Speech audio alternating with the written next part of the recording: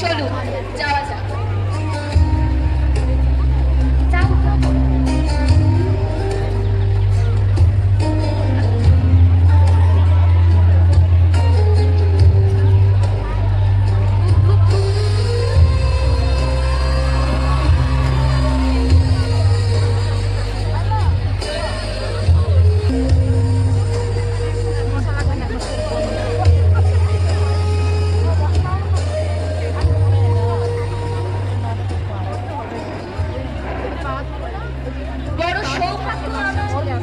যে দিল্লি থেকে স্বয়ং দুধ পাঠিয়ে আমাকে তার দরজায় কি এমন জরুরি কথা জানাবো না, জানবার বড় অভিলাষ।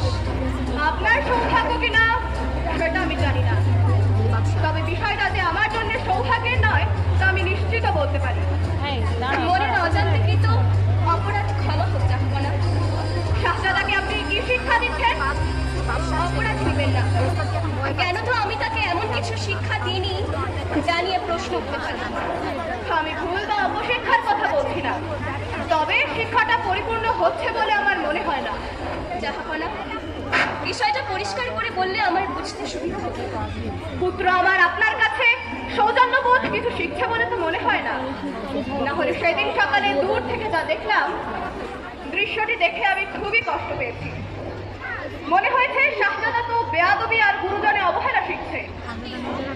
না হলে কেন সে আপনার পায়ে পানি ঢেলে ক্ষান্ত থাকবে? কেন সে নিয়ে থাকা ওই পায়ে ধুলোবালি পরিষ্কার করে দেবে না?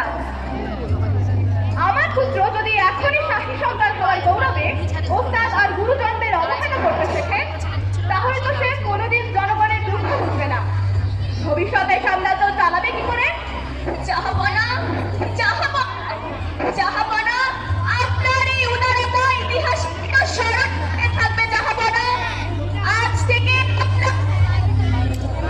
খবর চির চির উন্নত হলো। সত্যি আপনি মহান উদার বংশাবলী।